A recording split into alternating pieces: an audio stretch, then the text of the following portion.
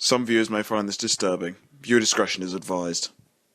So yeah, it took me a hell of a time figuring out a way to get my Seahorse Seashell Party review up, and I got to thinking, can we get like a reverse SOPA thing going? You know, whenever a company tramples on fair use and the First Amendment in order to protect money that they have way too much of by removing a video that does not infringe on copyright, they have to pay us. I mean, I think companies that make millions and billions of dollars can take at least a $100 hit for every one of these false claims. If they can't, then the system is fucking broken beyond all belief. But seriously, can we get like a lobby for that? Speaking of which, SOPA is like a zombie. It'll keep coming back unless you chop off the head. You've got to impeach the people who proposed it in the first place, and make sure that they never have a career in politics again. I'm looking at you, Texas. Sorry, I just had to vent. I do that when things annoy me to a degree. When I brought up Squid Baby in my one-course meal review, people asked me to review it. One of them suggested that might be too much Spongebob. Are you kidding me? I've only reviewed 4 of their episodes. There's still Atlantis SquarePantis, Truth or Square, Squid Baby obviously, Demolition Doofus, To Love a Patty, Good Neighbors, Cephalopod Lodge,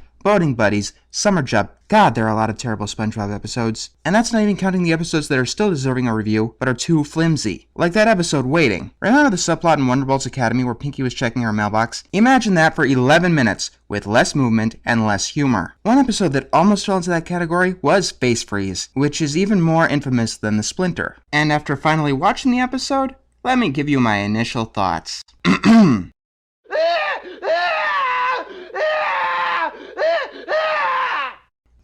Okay. I'm cool. What the hell? Plankton isn't even in this episode. Okay. I'm cool for real this time. I guess I should start by saying where I'd place this episode. To me, it's worse than the Splinter, and I'll get to why that is. In fact, the only SpongeBob episode that I've reviewed thus far that is worse is One Course Meal. And this episode shares the exact same writers. The episode begins with SpongeBob and Patrick eating lunch. SpongeBob takes a drink and gets a semi-weird face, so the two of them decide to start making faces.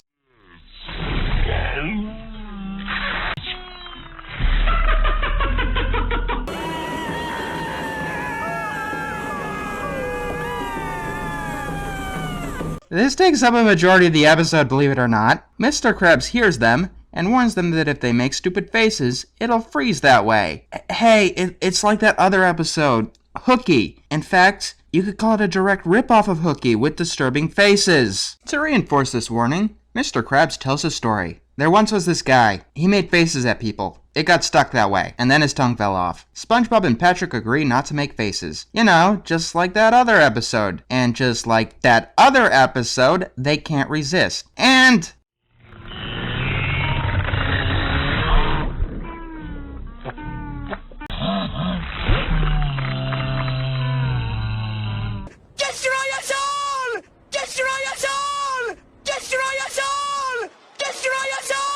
And just like that other episode, because the bad thing didn't happen the first time, they keep doing the bad thing some more.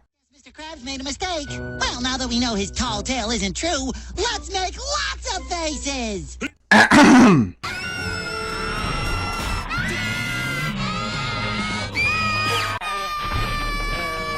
Now, isn't that a pretty image for kids? How about that one? Or maybe that one. You know, your 7-year-old brother, I'm sure he'll love it. Guess what happens next? They decide to hold one face for a long time, and they intentionally go around freaking everyone out. Then they hold their face all night. In the morning, their faces are stuck. How predictable. You know, because it kind of happened in that other episode! So they go to Sandy, who offers to give them a massage in order to fix their faces. And you're a licensed masseuse, right, Sandy? In the same way that Patrick from the Splinter was a licensed doctor. Oh, and by the way, see those hands right there? And after Sandy is done... God, that's even worse! Just like that other episode, SpongeBob goes to work and tries to hide the fact that he ignored Mr. Krabs' warning from his boss. And we get to see SpongeBob's hideous face for a large amount of filler.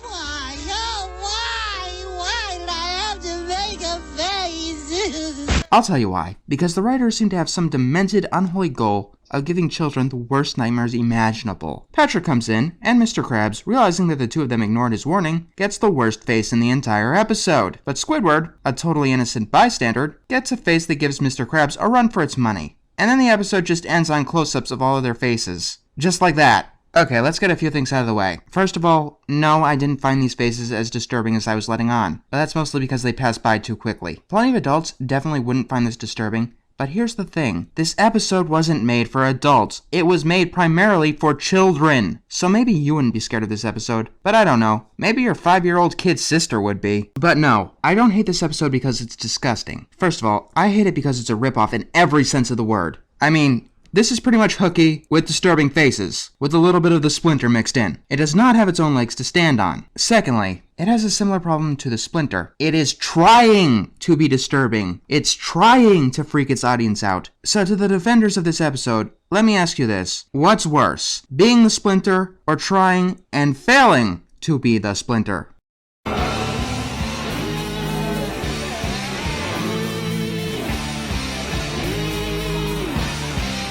You hear the screeching of an